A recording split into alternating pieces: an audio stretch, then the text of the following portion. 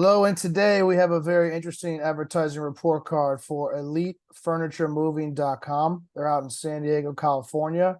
And today we're going to be focused on what we can do for the local services, in addition to the different items that we can take over as far as what competitors are getting versus what we could drive for Elite Furniture Moving and the opportunities to go with that. The way that this works is we do a recording once the report is done, and also have Q&A sessions thereafter for anything that there might be any questions or strategies or ideas. You can follow up with us thereafter. So this is the initial review and the video recording. We're going to give some instruction on some things that you can do immediately and then keep it moving. So as far as the assets go, we have a couple different reports that we pulled. There's also going to be some things as far as tools go that you'll have access to, including the revenue projection tool that we have built for you specifically. So without further ado, let's go into the goals and objectives. Main thing is we want to have your website reviewed, SEO, Google Ads, and social. The reason we do it like this is because your website at the end of the day is your 24/7 salesperson. It never takes a day off.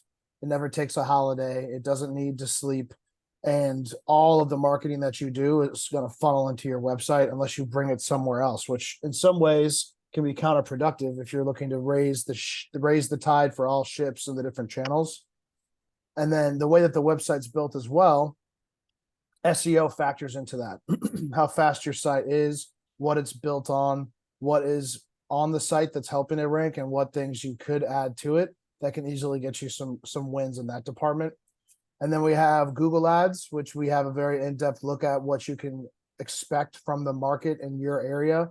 Being in San Diego, it is a competitive market. So we definitely want to thread the needle whenever it comes to putting ads out so that every click you get is leaning you towards a conversion. And then from social ads, we're going to take a look at what your competitors are doing. Some people in the general, what the industry is doing for social ads for moving. And then thereafter, we're going to do an additional bonus report card just on your social ads account once we get access to that. Sound good? Yep, sound good. Let's do it. Okay, great. So the first thing I wanted to point out is just a general site audit. This is a scan of your site, all the different things that we can find and any errors that we can find on there. The one thing I wanted to point out is you have 301 redirects. These are done properly. So this is good. It looks like at one point in time when your site was being built, it was being built on a subdomain, maybe by your web developer, and he included Elite Furniture in the actual name. It's a good thing that this was removed and these were redirected, though, because it doesn't look good for SEO if it was to be maintained like that. So this is an example of good news. Always love good news. So this is something that was done properly. Now, one thing I wanted to point out is what's being blocked here. So it looks like the tag pages on the website are being blocked, meaning that every time on WordPress, when you add a tag, which is basically like you can consider like a hashtag similar to that, where it's just like a quick identifier. On WordPress, when you have tags and categories, what that does is it creates an actual page that Google can scan that says this is a tag or this is a category.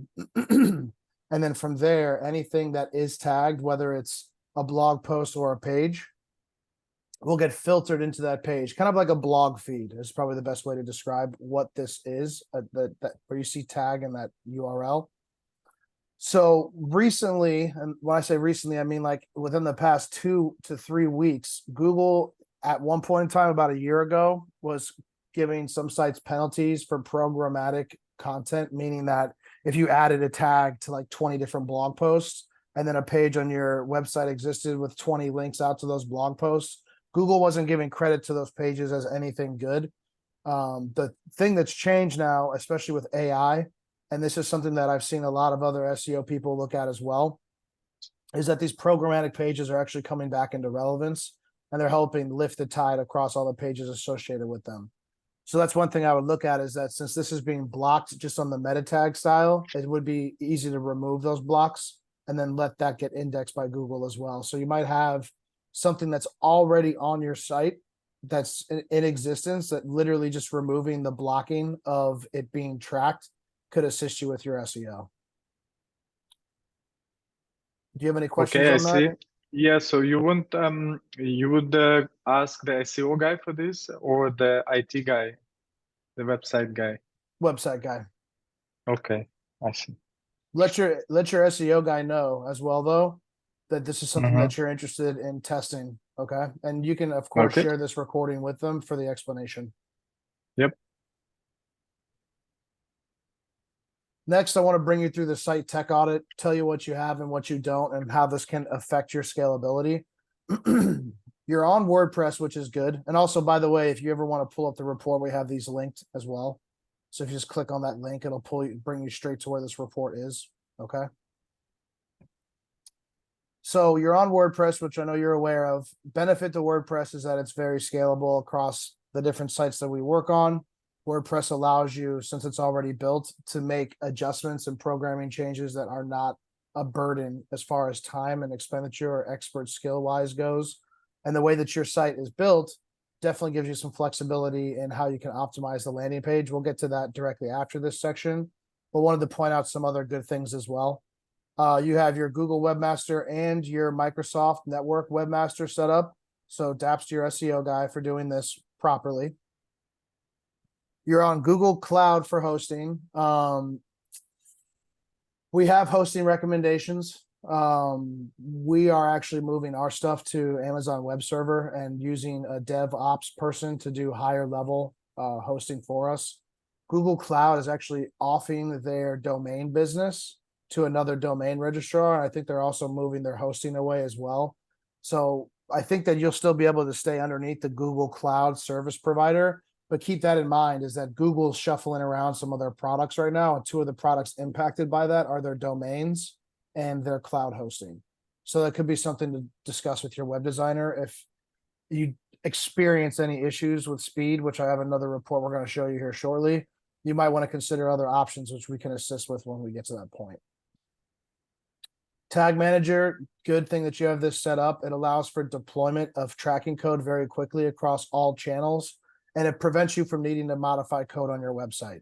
So let's say you launch a new campaign with Google or with TikTok, or you're changing different things on the site that you want to track. Google Tag Manager makes it easy to do that. So you have that set up well as well. You have Google Analytics 4 set up, which is the latest, which is good, as well as your Facebook Pixel. So these are all good tracking codes to see when you do a scan like this. Even people who run ads with marketing agencies a lot of the time are missing one or some of these items. So it's good that you have this tracked properly. Also, what I wanted to point out is you have SEO plugins that are individually implementing these items. And this is mostly from Yoast, which is the plugin on your site that is going to allow you to have these different items. And these are all very beneficial. So again, just as far as structure goes, having all this schema activated and implemented on your site will definitely help with your SEO.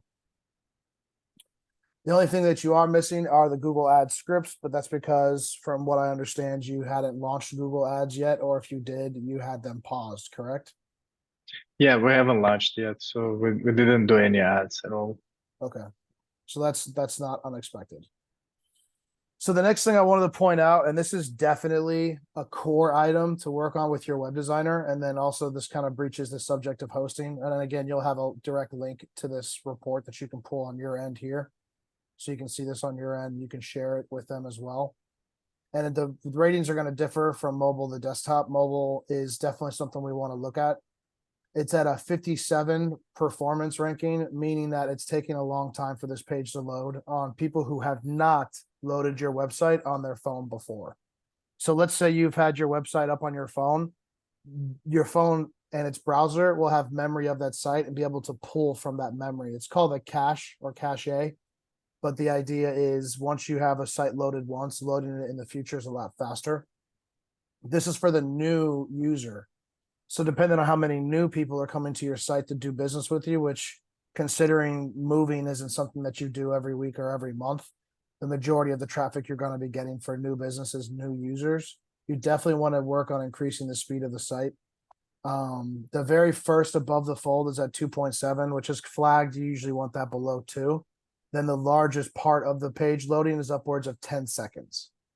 So as far as the entire page loading, the largest content full pane, it's not going to be a complete showstopper for you, but it is going to cause you bounce rates, and it's going to cause some people to get frustrated with the site and leave and go back to another site.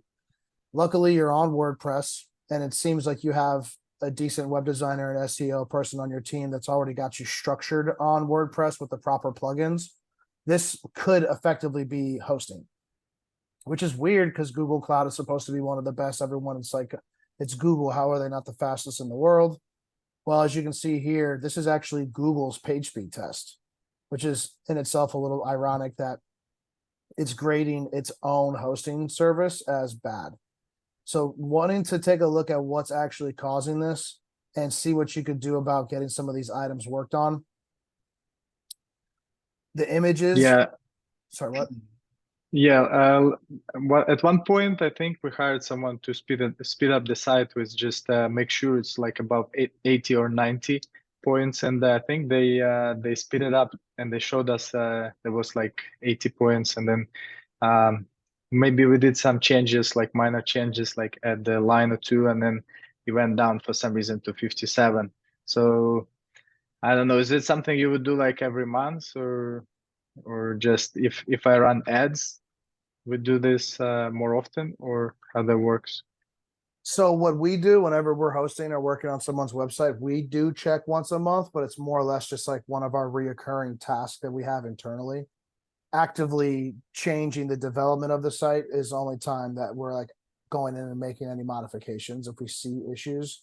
If you're doing SEO and you're doing page modifications, that is definitely probably the core reason why this is coming up.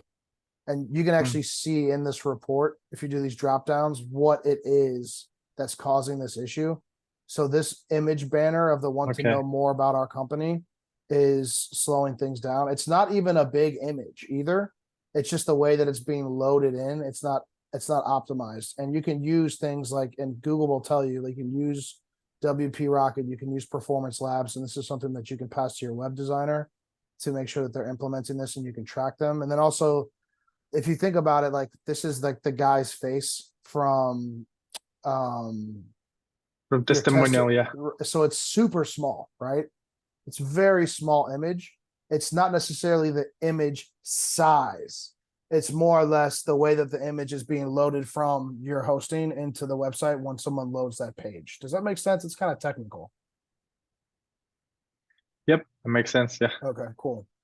Yeah, these are usually the more difficult conversations when we do the report card, depending on what your knowledge is. It does sound like you have a decent knowledge of this, though. Yeah, And I just asked. Yeah, I asked the people on Fiverr. Actually, I'm not really sure how to do that online stuff, but yeah, I'll have to ask them, and I'm pretty sure they'll figure out. okay, gotcha. And yeah, if they respond back to you, if you send them an email with like more questions, just feel free to forward that to us, and we'll do our best to answer any of their questions. But as you can see here, there's a lot of elements on your homepage, which if you really think about it, you have a strong conversion built page. You can see like this banner in the background is actually one of the things that's causing the site to load slow. And then these images, very small, it's just the way that they're loading in. But for there to be 904 elements on this page, I'm curious as to how they have that structured, because that is an excessive amount of features for an otherwise fairly direct, efficient page. So just having them kind of peel back the hood on that and look underneath it and see what's actually causing that could definitely be beneficial for you. And you will get rewarded for SEO on this. If you fix these issues, you'll get rewarded for sure, because page speed is 100%. Page speed, Google is 100% is a ranking factor for Google. So you can see that Google from developers, this is like the actual Google website. It's been a thing for 5 years, but it just becomes more and more important over time. Okay.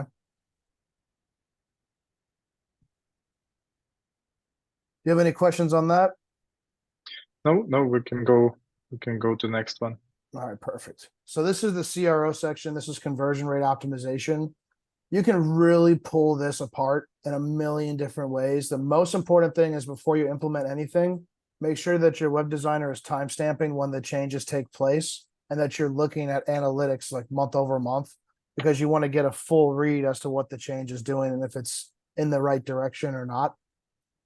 So on the homepage, specifically on desktop, you have some negative space here, which isn't always a terrible thing, but if you wanted to actually have a call to action or move these logos up to that section in like a square grid, that way people wouldn't have to scroll to get the validation. Because if you look at my screen, what you can see is this entire section. And then when you scroll down, you get this logo validation. Just bringing those up would keep people from having to scroll any further to see these extra validation items. Likewise, actually putting customer reviews here, or just a big call to action to say, hey, call us right now for immediate help. Because if you look at this from the perspective of having to scroll and bounce rates, the more someone has to scroll, the more likely you are to lose them. And this is good validation. Having these items here is good validation, meaning that if people can see the 5 stars, sometimes that's just like subconscious, this company's of quality, right? So thinking about what you could do with this negative space here, if you want to leave it, that's fine. I mean, I know you might not want to block the video in the background. Another thing too about video backgrounds is that they can help and they can hurt conversion rates. If people feel distracted or if there's things moving in the background that keep them from fully internalizing the content on the foreground, that in itself can have an impact on conversion rates. This section on your homepage, EliteFurnitureMoving.com, will be the #1 revenue generating section on your website, because people will always hit your homepage first, even if you target them to go to a specific landing page, or if a specific service locations page exists on your site and they get to that page.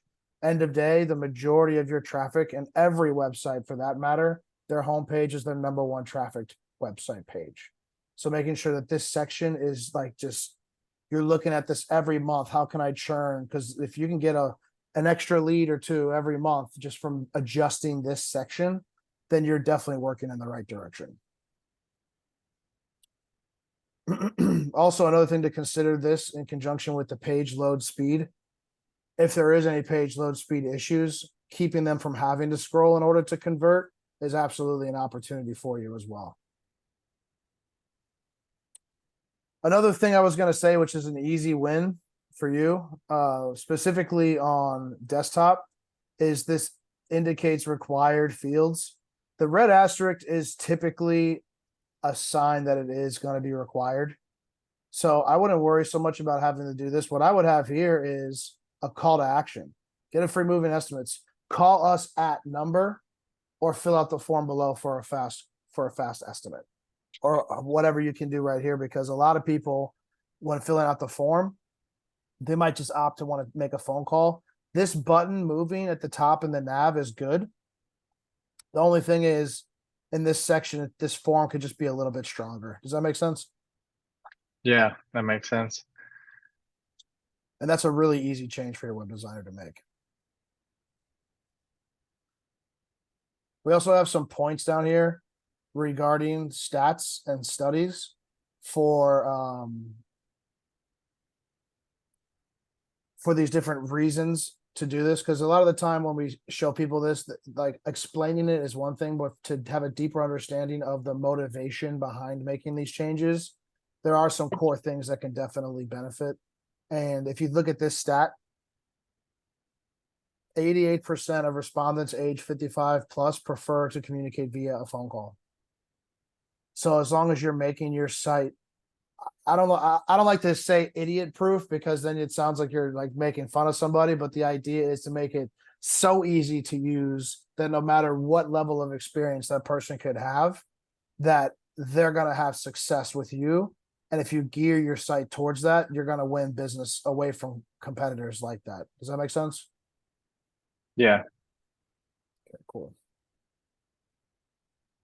This is also a really easy win.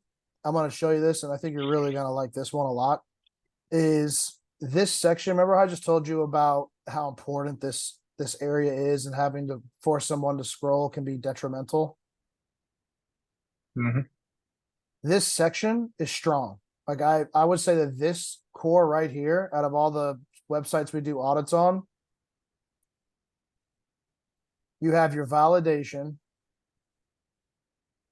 So validation, you have your 3 value statements, and you have your conversion point. So if you really look at the layout of this section, it's strong.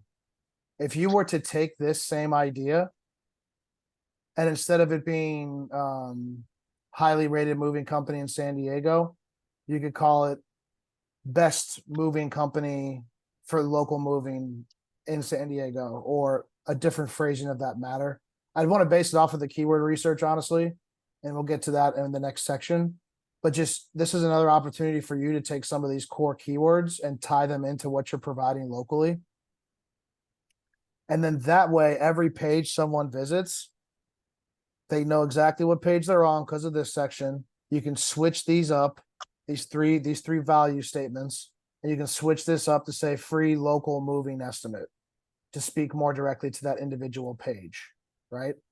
And what that'll accomplish is every single one of your pages will have the conversion elements that are being mapped out on the homepage.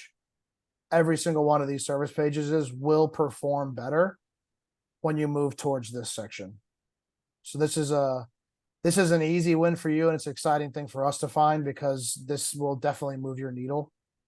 So do you have any questions on that or how to do that, or any recommendations that you would like? Yeah, so it's just going to be, instead of highly rated moving company, basically going to be the name of the service, say moving services, and the call to action button or the quote, and then description of the services below, like let's say local moving, blah blah blah, right? Right. So like for instance, local moving, where we can make this into kind of like a coaching discussion right now. Difference Yeah, that between makes sense. Mhm. difference between someone looking for long distance versus local. What are some core things? It's like locally owned and operated. I don't know if you do same day move request or like next day, or urgent move request, urgent local availability. And also like having an in-depth knowledge of the area, making sure that you can just describe yourself as local, like been operating in San Diego since X, or however long the distance is. There's a lot of ways that you can play with the content in this section. The main thing you'd want to do is just tie that content into the overall keywords that you're trying to rank for. And you can use this tool that we have for you and give it to your web designer or your SEO team and say, hey, look, we want to create this section on all of these different pages. We need this content like here and here and here rewritten, and then everything else can stay the same. Sound good? Yeah, that sounds good. Yeah, it's going to be an easy win for you, big time. So next thing I wanted to talk about is the navigation. So a lot of the time people are looking for how to get through a site as fast as possible. And the first thing that struck me as odd is that there's no estimate button. You have a lot of resources, and it looks like the estimate button is underneath services. My thought process was consider combining or consolidating about us and resources, or have about us under like drop downs underneath the why us section, and then having a button up here that's going to stand out, and it's going to be asked to get a quote, effectively could be moved up into this section, because some people are going to be looking for just that. They maybe they know who you are, maybe they don't, but they're looking for quotes. You want to get them to what they're looking for as fast as possible. And what are the top reasons why someone visits a local moving company website? Is to see if they do the things that they need in the areas that they are in, and how much that's going to cost. So you got services and locations already mapped out. But I do think you should consider moving an estimate. And if you want to leave this nav as is, you could always put a button next to this button for get a free quote. So that way they're sent to the quote page. Does that make sense? Yep. Okay, awesome. Next thing I wanted to talk about was the locations page. I know you're really dialed into San Diego. What I wanted to talk about is, I'm semi-familiar with San Diego. I spent some time out there, not a ton of time, but a couple months. And there are a lot of different areas that are better than others. The downtown San Diego area for like the high rises, or if you're looking for like different types of homes in different areas. Um, and then also the newly developed areas that are west of the ocean, like west of Imperial Beach. I think that's Chula Vista. Um, I was going to say, if you're just focused on the San Diego area, you might consider looking at 3 to 5 of the core areas that people know in San Diego, that when they go to your site and they see that you do San Diego, they also see that you're the guy who does Coronado. And if you don't want to show up for something like Imperial Beach, because some of the properties there are not as as prominent. If you look at like your square footage and your value on Zillow.com, because we reference like the average property value, the average home income in areas that we target. And if you wanted to include a couple more cities here, to the local person, that might seem like, hey, this guy isn't trying to do San Diego and Los Angeles. This guy's trying to do San Diego, Coronado, Chula Vista. Like this is truly a local provider. Does that make sense? Yeah. What are your thoughts on that? Yeah, I think it was yeah, just one city. I think we can make it more cities in there. Um, Hopefully it will help to get us more clients. It'll help you with your SEO 100%. If someone's looking for like a mover in Coronado and your page is built 100% around San Diego, you'll still generate traffic from Coronado, but not as much. Likewise, you have a lot of competition bidding on San Diego, and not all of them are really gunning for those individual cities. And would you agree that Coronado is an area you'd want to generate more business in? Yes, yes, we want. Then I would definitely recommend adding that and then taking this San Diego page and having your SEO guy just create like 3 to 5 more pages with SEO content geared towards those cities. And then just that's really all you need to do. You don't need to reinvent the wheel. And also, if you were to do the recommendation here on this section to those individual location pages, we would want to drive the PPC and social ads traffic to the individual pages versus the homepage, because you already have this optimized section. And if we figure out how we want to deal with the negative space, leave it or leave that there, you wouldn't have to worry about sending all your traffic to the homepage, which sometimes is the route that we end up taking, depending on a person's website. If they don't want to go through and redevelop those sections of their site, then we insist on sending it to this page, because this page versus this page is going to convert way better. It's going to just have a higher conversion rate, objectively speaking, because of how things are laid out and how people use websites. Does that make sense? Yeah, that makes sense. All right, cool. That's what I wanted to put in here too, is the CTAs above the fold, the navigation, all those things. It's going to make A/B split testing a lot more efficient, meaning that we can try your current page versus a different page, and you're going to get a result from that. And it's going to be a lot easier for you to roll those results out to the rest of the pages.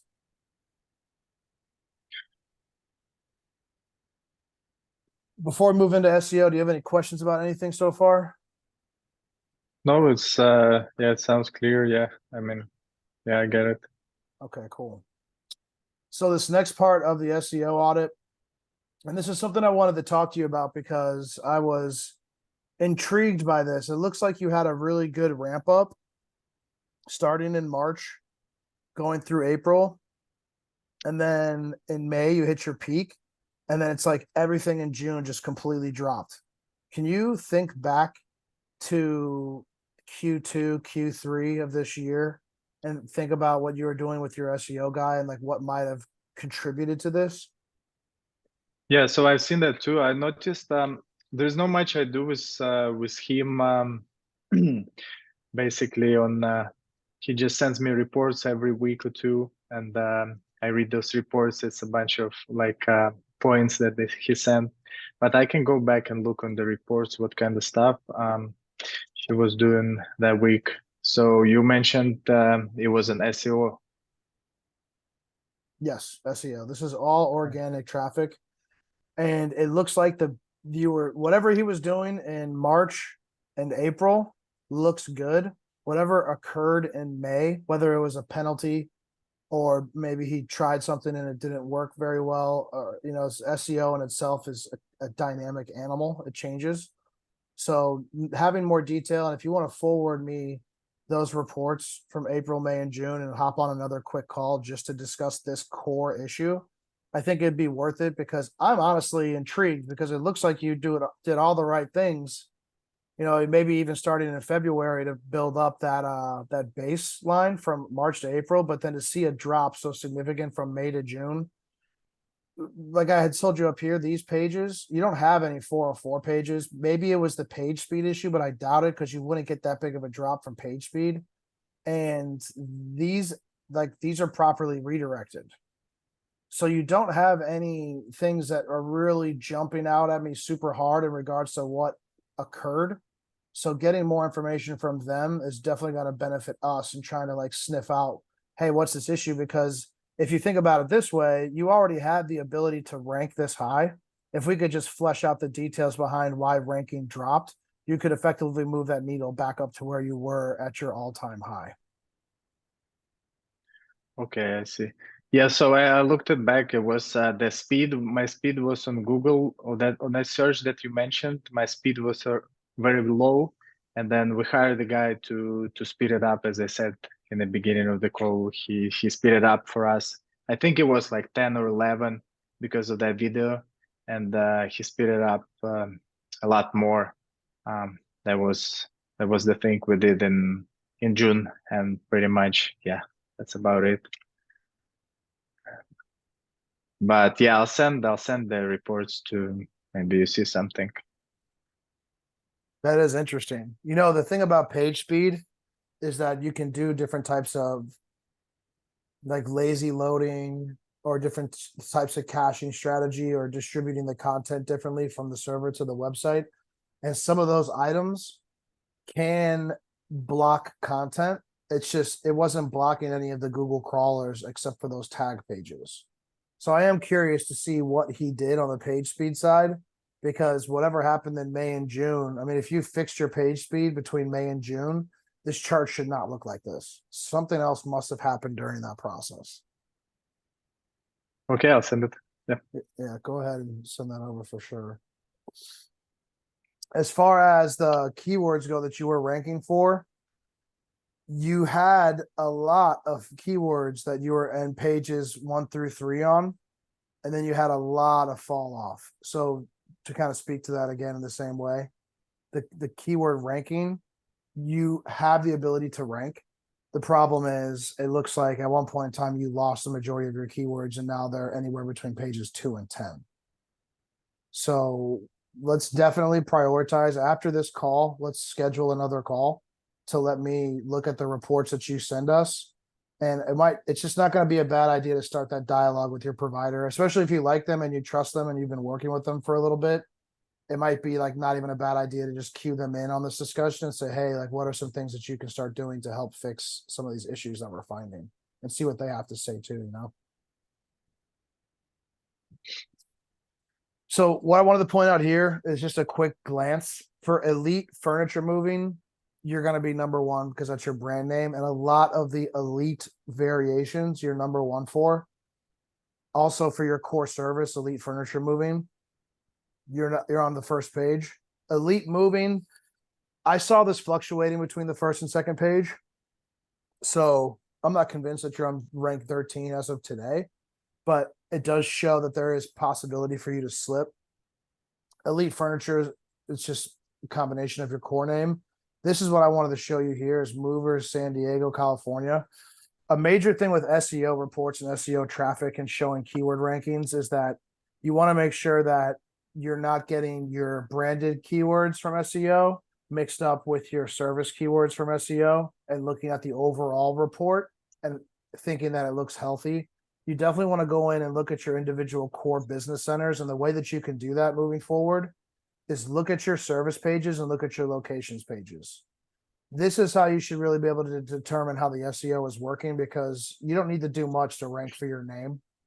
But in order to be like best local moving company in San Diego, best long distance moving company, San Diego, things of that nature, you definitely want to keep your finger on the pulse, because that's really going to show you where your SEO results are. It's easy to lean on some of these number one rankings when trying to discuss how things are going, but it's really important to make sure that you're not having those core ones slip. As you can see here, like Elite Moving, Elite Furniture Moving, you're ranking for these as their branded key terms. Furniture Movers, San Diego, page number one, boom, there you go. But then Movers, San Diego overall, your position's slipping. So your branded keywords are increasing, but these core search phrases that you want to rank for are slipping. So you have some good news here. You have some things that need to get worked on. It's not all bad. Does that make sense? Yeah. So this is more on the coded side of things as far as domain authority and how this all dials into SEO. Referring domains and backlinks. This is a big thing that we want to talk to your SEO person about, just to make sure what their strategy is. Some of these things work better than others. One quick question for you on the SEO side. What is his approach to handling press and press releases? Are you doing anything like that you're aware of? I'm not sure. No. I would say it's yeah, we don't pay too much for SEO. It's just I think we pay around $200 per month. So it's one of those guys from Upwork. I haven't seen nothing about press release or something like that. Well, that's one thing I was going to say is one of the easiest ways to get some wins is to look at how you're getting your backlinks and referring domains, and press is a great way to do that. So that's one thing you might want to breach the subject with him on.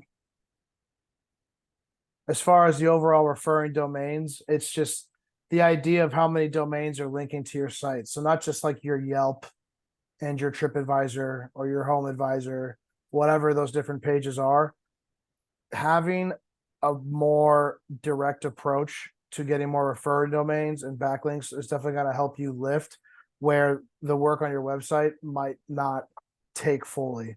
And there's been a lot of really good case studies on this. Not optimizing your website at all and just pushing referring domain traffic at it can get you to rank, but not really. It's the on-site content and the on-site experience that really moves the needle. But if you don't have any referring domains and backlinks and your competitors do, they can beat you that way. So let's say you're neck and neck in the race with someone as far as content that you're building on your site. The way that you can get ahead of them, sometimes it's not just building more content, sometimes it's actually adding this other piece of the puzzle. So this would be a good stage for you, considering we did find some issues with your ranking slipping, is to ask them, it's like, hey, look, we're having some traffic related issues. What are some other strategies that you recommend? And of course, if you ever like have any questions with that, I can send you more information on what we do. But the idea is to talk to who your provider is first and to try to get them to see what they can bring to the table to assist you with these items. Okay, so I have a question about that SEO. So you say we were ranking for like our name, but not ranking for any other words. And we noticed like there are some other companies in our area has that name, Elite Moving or Elite Movers or Elite Relocation. So we're thinking maybe it's gonna be worse to change the name and then to get more customers. So that's what I wanted to ask you. You're not the first person to ask that. So I'm a big believer in beating out the competition and doing all the right things that make you on top of your competition, because at that point, all the traffic that's confusing them with you, you're garnering organically. So if you move to number one for Elite Moving and Elite Furniture Moving, which you are climbing in the rank, if this rank was like below 50 and you had no chance at winning any traffic with your branded term, I'd say, yeah, it's probably not a bad idea if you're a newer company and you really don't have any reputation at all. that might be something, but it does look like you have reputation here with the data. So there's that component to it. The other component is if you change the name, you can lose a lot of the ground that you've established. If you change the domain, if you change the content on your website, if you change the name of your Google My Business listing, that's when it's like, you know, a big overhaul like that, you can typically expect a dip. But then thereafter, if you're doing everything correctly and you have a unique name and it's easier to establish yourself in your market, then you can grow with that brand. But it's like a lot of unknowns there. You know what I mean? And then what were you thinking of changing your name to? Yeah, we'll get probably like a 20 examples from one of those websites that give you an examples. So we had one of those was Funbox Moving, and there was like plenty of others examples. Well, I mean, I guess there's one thing that you could do as well, and this is something that we've done before, is if we're with a brand and they want to rebrand, is to have them build the rebrand on the different site and launch it. You can still use the same physical address. I mean, it's not ideal to have two companies at one physical address, but this is just for the transition period. If you launch that brand and start doing the work on that brand before shutting down Elite Furniture, that way you already have that website built, you have everything dialed in, you're starting to do SEO on that. And then from there, the same way that we could do this on your site, let me scroll back up. You could effectively 301 redirect everything from Elite over to the new site. So then that way you're not just shutting down Elite's web presence and reopening underneath a different one, is that you have like a transition plan to the new brand. And then once you want all of the traffic from Elite going to the new brand, you can 301 redirect all that over to the new site. Does that make sense? Yeah, I see. So just open another one. Yeah, the main problem with this one is we get a lot of calls from Google for just furniture moving. They say just basically move it inside the house or move it to the garage, and those jobs are usually smaller. So yeah, that was my worry. If we start, if I start doing ads, a lot of people will be calling for the like internal moving inside the house, and those jobs are usually small. That was a concern of mine too. So I'm glad you said that. Typically, a lot of the people we work with when we do Google Ads, they want the bigger jobs because at the end of the day with Google Ads, we can pinpoint certain neighborhoods, certain zip codes, certain type of terms so that the business you're generating from the Google ad campaign, since you're paying cost per click, is more valuable than just trying to catch all moving opportunity in like a big area. Because at that point, you are going to get that, hey, can you help me move my refrigerator outside because we're throwing it away, or move a recliner chair from the first floor to the second floor. Those are typically very small jobs. And in San Diego, your cost per click isn't low. So spending money on small jobs is definitely not something I would recommend that you do. Oh, okay. So maybe we should try. Maybe I should try do ads. If there's a lot of people with those smaller jobs, I should change the name, right? Well, that's the thing is we can send like when you dial in SEO, like especially, but also with Google Ads, when you look at what services you want to move the needle for regarding traffic to your website, it's really just about focusing on what those people search. So if you're looking for like luxury movers or full relocations, or if you're looking for people who are looking like whole home moving company, moving and packing is a big one too. As far as like moving the overall estimate up. And those people are typically wanting hands-off service. Like they just said, hey, just come in here and move all my stuff. Those are ideal leads. You can focus on just those keywords. So you're not spending money on like we usually actually eliminate the word furniture from our campaigns because it's indicative of someone looking for a small job. Does that make sense? Yeah, that makes sense. Hands-off service. Yeah. Exactly. Does that answer all your questions on that topic? Yeah. Yep. The answer all the question. Okay, good. So one thing I wanted to point out, and this is something you can throw to your SEO guy again, is you have some pages with low word count, and then also pages that are missing meta descriptions. If they are doing SEO for you, all of these items should be addressed. Okay. Pages without H1 heading. That's as an example here.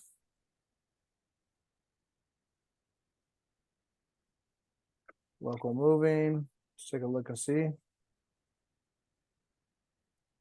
So this is what you should have as H1, and then underneath that, you would want some content similar to your homepage, where you have, your core content, and then you have your H2. Right now, this is H2. It's the way that the code is created on the site. This is also something that's easy for your web designer to change. But the idea is Google's crawling these pages based off of hierarchy. H1 is the title of the page. H2 is like the subtitle where you can put more of your keywords. And then H3 typically is where you'd see these come into play. And then Google's going to look at what that content is and prioritize it. And the keywords that are in those sections are going to get more attribution to your ranking. So the idea is to have your web designer go through here, and all they would need to do is fix this to H1 versus H2, and that would actually solve this issue. So again, more easy wins for you on what you can do with your existing website without having to change a lot that will benefit your ability to rank. Okay. Yep, sounds good. As far as your competitors go, Great Guys Movers and Two Men in a Truck. Of course, Two Men in a Truck are everywhere. After that, Finch Moving Services, and then Grizzly and you are pretty much trading back and forth at the very bottom here. I definitely want to say that with Great Guy Moving and with Finch Moving, to keep them in your perspective of what are they doing with their marketing, how are they at the position that they're in, because typically we see two men in a truck because it's such a big company and there's just so many websites and pages for them for all the different locations. They're usually number one. It's very common, and to see that greatguysmovers.com is above them definitely says a lot. So keep in mind as to what they're doing for marketing. So let me say about this Great Guy Movers. I think it's some sort of like a Yelp type of website. It's not actually a moving company. It's some sort of website like a Yelp, Angie's Leads, or whatnot. So I don't think they're a moving company. They have trucks and they go on jobs. But yeah,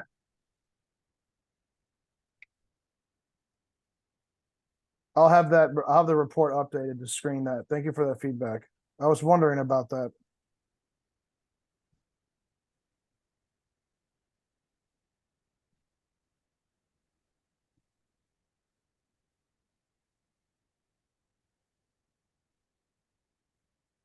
So as far as the keywords and the cluster of where you come in at, there is a lot of opportunity for you to grow on the SEO side. Now, do you need to rank for all the different items that these sites are ranking for?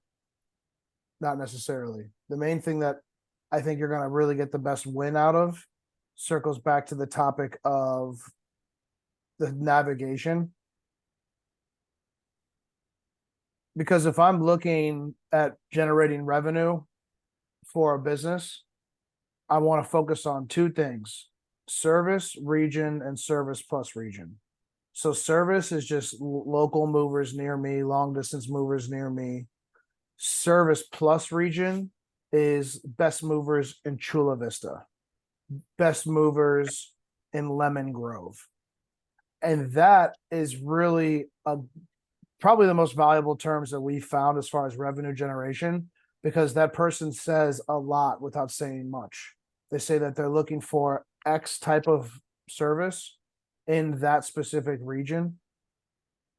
They want 100% of the time to work with someone in that area. They don't have any brand loyalty either. So a lot of the time, people who are looking for the best mover in area, they're not being referred. Those are like actually cold leads that you're warming up the moment you serve that ad, and they go to your site and they fill out that form. That's one of the most valuable types of leads. So if you're looking at let me scroll back down here. if you're looking at this overall chart, some people say it's like, well, how am I supposed to rank for 1,000 keywords? It's like, well, really, you don't need to. Best movers near me, keyword number one, and then replace the near me with the 5 cities in your area that you want to drive business in. That's 6 keywords. Now you want to say top movers in Chula Vista. That's just another 6 keywords. So focusing on the terms that are actually going to drive the revenue, you're not looking at 1,000 keywords. You're looking at like 100 or less. So keep that in mind as well when you're looking at your competition in the SEO market, is it's not just about how big of a company they are. Because sometimes you think of a big company and you're like, perceive it as, oh man, they must have like an infinite budget. They must just have like a whole team doing this stuff. And in some cases, like 2 men in a truck, you're not wrong, right? But the idea is to focus on the things that you're going to win you business. And then that's how you're going to really take over on the SEO side. Does that make sense? Yep, makes sense. The backlink audit kind of ties into what I had mentioned prior regarding what your strategy is for this. But since it's not something that you've really broached the subject with your SEO person with, I'll leave this here. And then if you want to go back over this again, we can. Just let me know. But this is really just detailed items about. Hold on one second.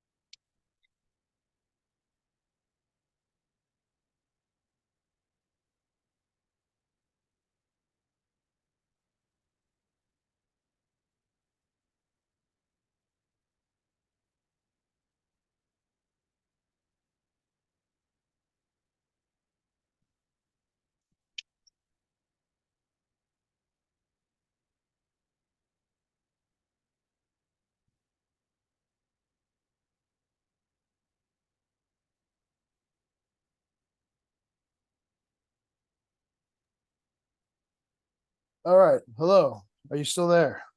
Yes, yes, I'm Perfect. here. Sorry about that. A little bit of a family emergency. Had the hump run out real quick. We're all good. All right. So the one thing I did want to talk to you about as well, just on this subject specifically, is making sure that if your SEO guy is going to look at any of this backlink stuff, that he's also disapproving some of these spam links. It looks like at any one point in time, maybe one of your other SEO people, this is a very common symptom of hiring SEO people from Fiverr, is they'll submit your website to some of these domain registrars that are a little sketchy. They call them gray hat or black hat because it'll move the needle for a short period of time, but then eventually it can count against you to have these pages linking to you. So I just wanted to point that out. Some of these are very easy to get rid of, like domain authority 1. You don't need them, and it's a matter of collecting all of the domains you don't want pointing at your site and submitting them to be disavowed. And that's just a tool inside Google. So it's something that your SEO person should be able to do for you. Doesn't take a super long amount of time. It's a matter of knowledge and organization. So make sure to run this by him as well. Okay. Okay. Clearing up these will move your SEO needle back as well. So this combined with some of those other changes I mentioned, just getting these things fixed should greatly benefit your position. And this is a process real quick that will show them how to do it. Basically, you want to remove any links you don't want. You can disavow them with Google. And if there are any good ones, you can purposely whitelist them so that you never lose the credit for them. So it's a proactive approach to having websites link back to your site. Let's keep moving through here. So do you have any questions about SEO before I get into the Google ad side? Yeah, not much. I mean, I guess I have to just give this to my SEO guy, see what he can fix. Right. Let them know we're here for collaboration. We want to help you guys as much as possible as a team. So anything that we can do to assist, just let us know, okay? As far as on the trackable advertising history side of things, we didn't catch any of the Google ads, so we didn't have that, but we were able to find where your competitors are coming in at. And this is where it is always interesting to see where your competitors are bidding and how much they're bidding on. Two men in a truck are always bidding, but it varies. Sometimes they move their budgets around, and that's an opportunity. If they're bidding on too many keywords, that's an opportunity. At the end of the day, everybody has a finite daily budget, meaning that they can only get so many clicks before they run out of their daily budget. Showing that two men in a truck are starting to bid lower gives you opportunity to show where they're not. And then also you can see best fit movers. Now you know one of your number one competitors for PPC. And that means that that's who you're really going to be going after. But since they're bidding on so many keywords, I would say that they probably have what is called broad match or performance max campaigns running. So they're just going to show for everything, which remember my mention of what we were talking about in SEO is you don't want to show for 1,000 keywords. You want to show more for like 100. That's absolutely one of the principles here that I want to get across to you is that you don't need to spend money on every keyword. You only want to spend money on the keywords that produce revenue. And we also have written reviews as far as the information that tells the story of this content as well. But since I'm running you through it, I figured I'd keep going. I know we've been on for about an hour now. I don't know how much time you have left, but I definitely want to get through this. As far as the overall paid keywords for best fit movers, that says that their estimated budget's around 3K a month. I would put it more like 5 or 6K. Looks like the tools that we use show a drop in their spend here at the beginning, but for them to show for this many keywords, they're definitely spending more than that. So keep that in mind that your next direct competitor for Google Ads on the small side is spending 3K a month. Okay. And then as far as the ads analysis, this is something that you can see that'll show you what the competition is putting in their ads. So this is important for us so that we can see it's like, okay, well, this is how we can beat your competition is by putting promos in the headlines, switching up the call to action, not being as generic, and also split testing against what it is that they are saying in their ad. But then this way you're actually able to see, okay, well, I understand that they're spending money. Like, what are they actually spending money on? This is for the keyword furniture moving. This is for relocation estimate. So you can see we have the online estimates verbiage has changed. They don't have the word relocation in the ad, which is not a good thing. And then we have two men in a truck, interstate movers. This is another big thing I wanted to mention to you is that it looks like two men in a truck are trying to move towards the bigger estimate searches, meaning they want to do cross country or long distance. So keep that in mind as well. I know you have long distance on your site. Let me ask you this. When you were filling out your onboarding form, you focused on those core services, and then you said like long distance was like a secondary. Do you focus on long distance? Like, what's your percentage of long distance versus local? Yeah, we do. We do have one job, maybe one job a month. So we would like to have more of that. And yeah, but for long distance, we do probably around 1,000 miles from San Diego. We don't go further, and yeah, we want to get more of those jobs. Okay, good to know. And then also movers cost. We typically stay away from this keywords. That's why I wanted to show you this as well. This is not a bad ad copy. Click or call for a free quote. Estimate your cost for movers. That's good copy. But the thing is, people who are looking for cost, people who are looking for price, it's different than when people are looking for quotes and estimates. People who look for cost and price are trying to find averages online before they really start to talk to movers, just so they can get an idea. Or if they get quotes back, then they're doing like reactive research on the cost. People who are looking for quotes and estimates know that there's a cost, and they're just looking for someone to tell them what that is. They're not trying to do research on their own. People who look for cost tend to be the cheaper lead that like will talk to 5 different movers and try to beat them up over price until they get them to sign up. So just so you know, we usually try to stay away from these types of terms. Does that make sense? Yeah, that makes sense. Yeah. And then we have the great guy here, but you had already said that they are more. And you can see compare the best 5 San Diego, California to Albuquerque, New Mexico movers. These guys are doing exactly what you had just said. So what we'll do is we'll go in and we'll replace this with another local competitor so that you have data on that. And then we have Finch Moving Services. This is a weird pull. I don't know if we got all the data from this or what exactly it was. It says 12 keywords at the 11 total spend.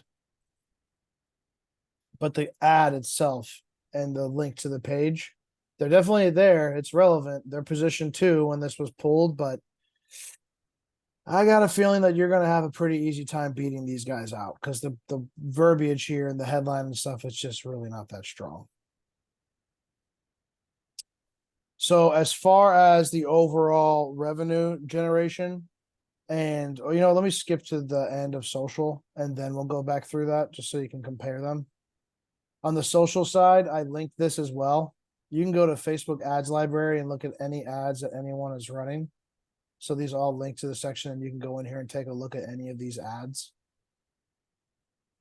And they have like full blown movie production. They have actual still image and like these are just still images. And then we have a lot of more images.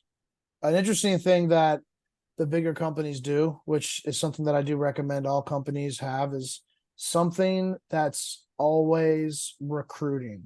So while you're running ads on social, you can run ads to generate new leads, but also career oriented ads.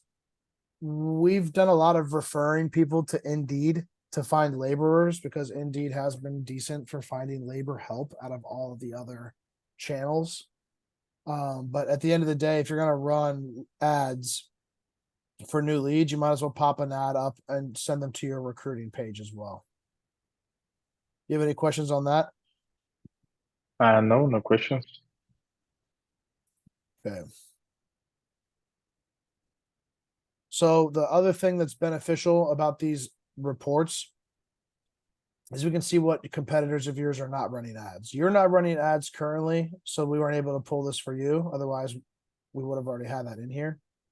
But great guys movers, Finch movers, best fit movers, Grizzly moving, none of them have any other ads running.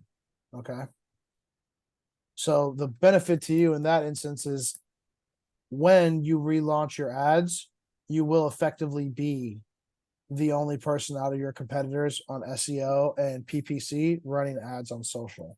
So that doesn't necessarily mean you're going to take the entire market, but there is a lot of opportunity on social just alone running ads for people who visit your site but don't fill out the form. You could be remarketing to that entire audience and keep it in front of them with an offer.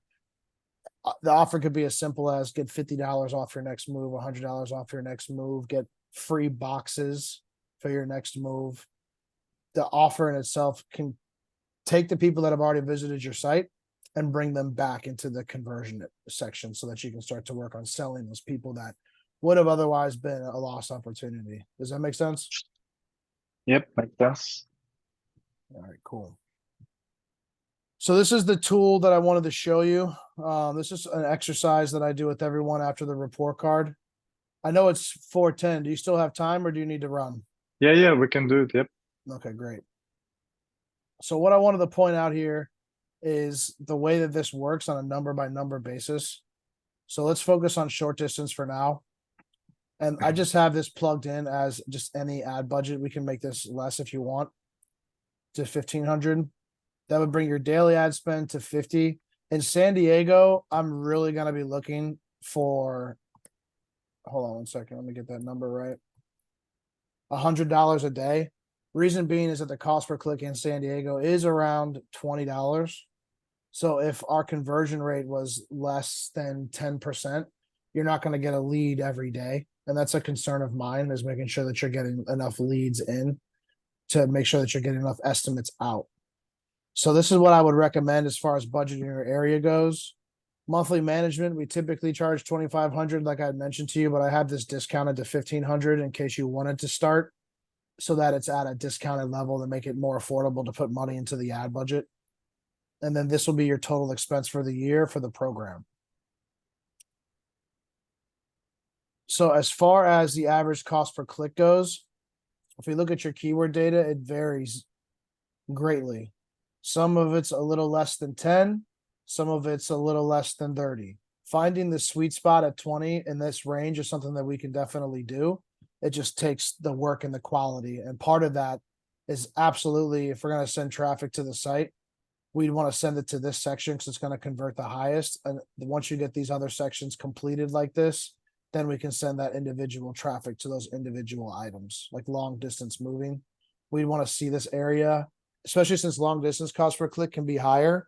We'd want to see this area optimized to make sure that you get the best return on your investment when you run those ads. So at $20 a click and 3,000 per month, your clicks per month are at 150. And these are highly targeted.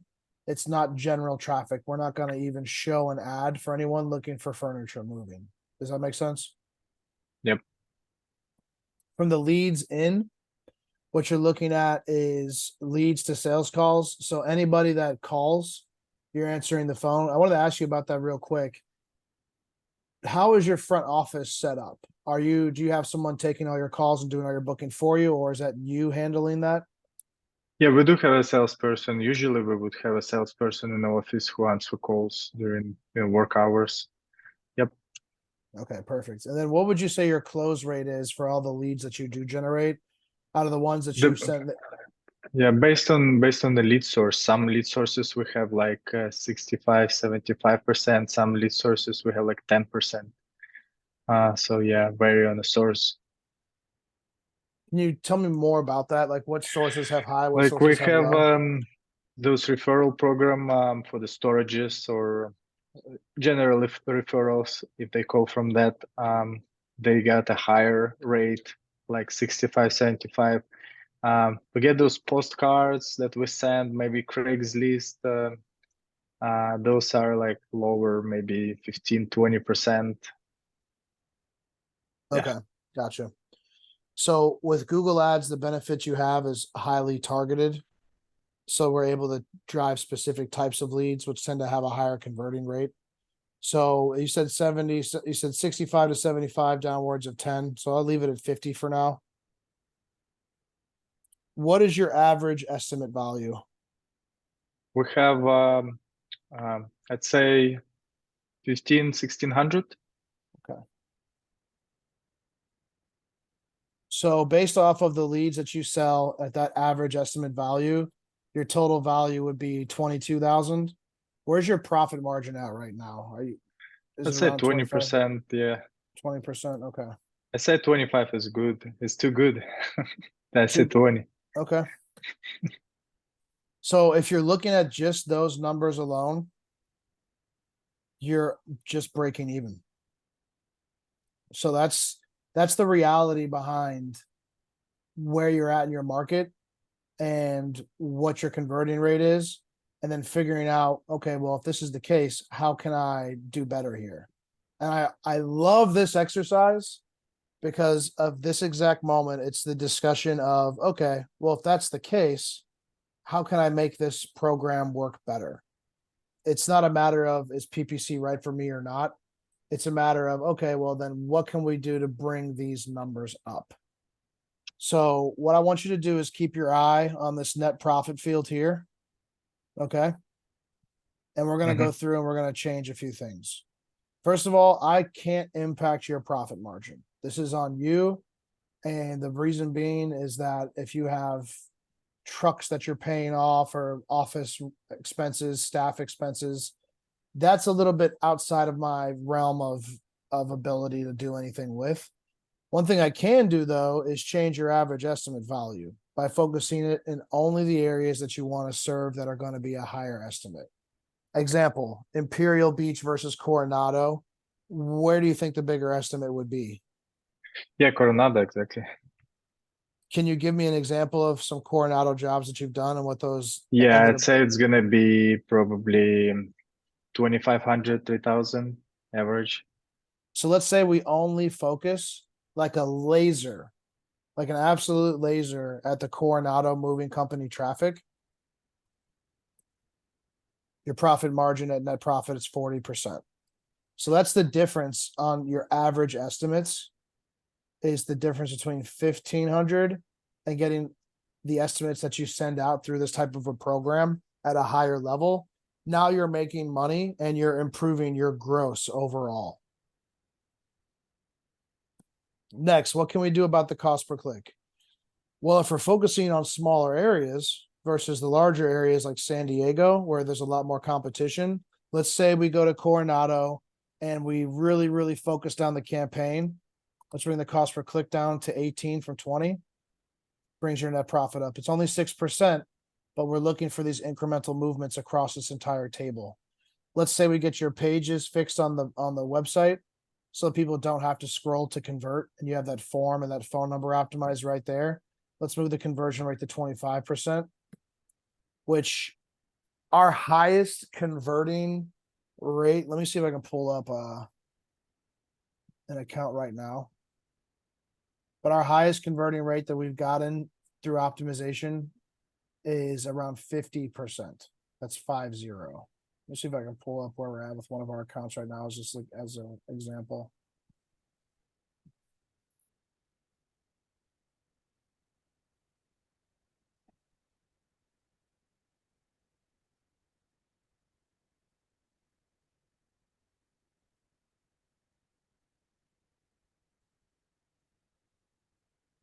So here, let me zoom in here, grab a screenshot of this.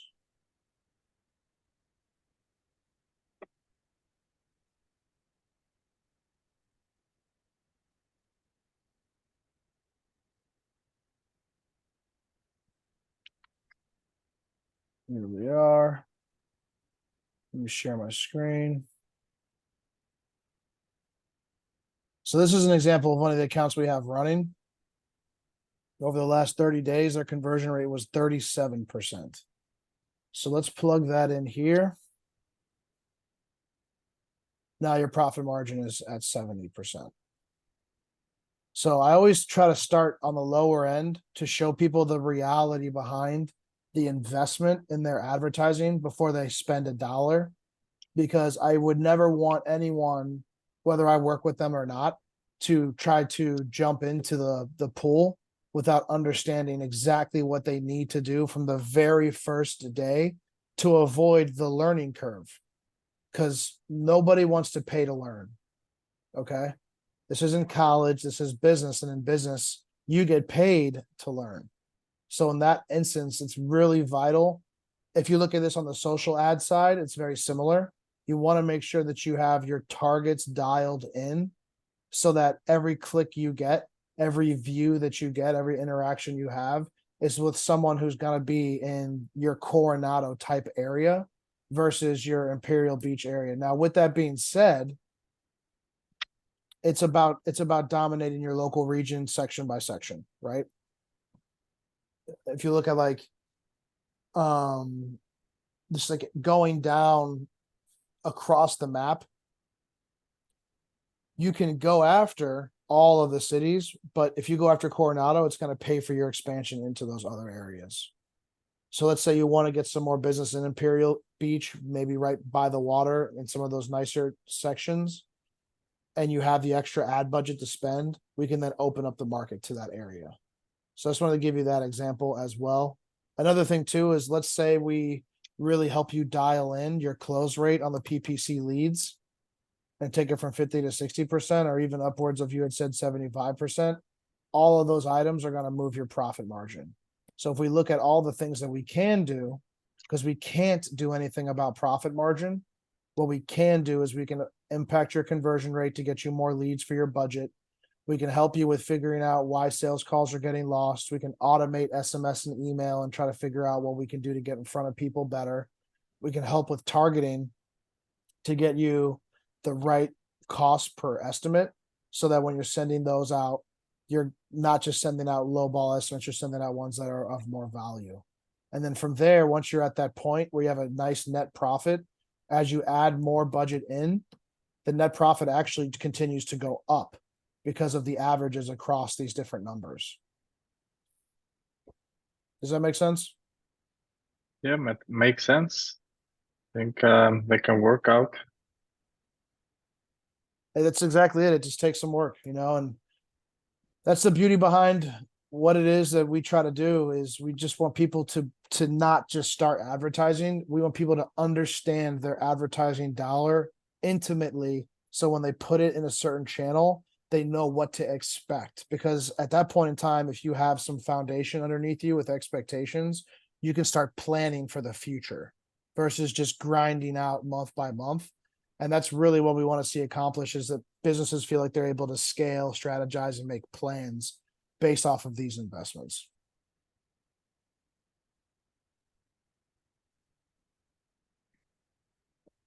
And I'm going to stop the recording now.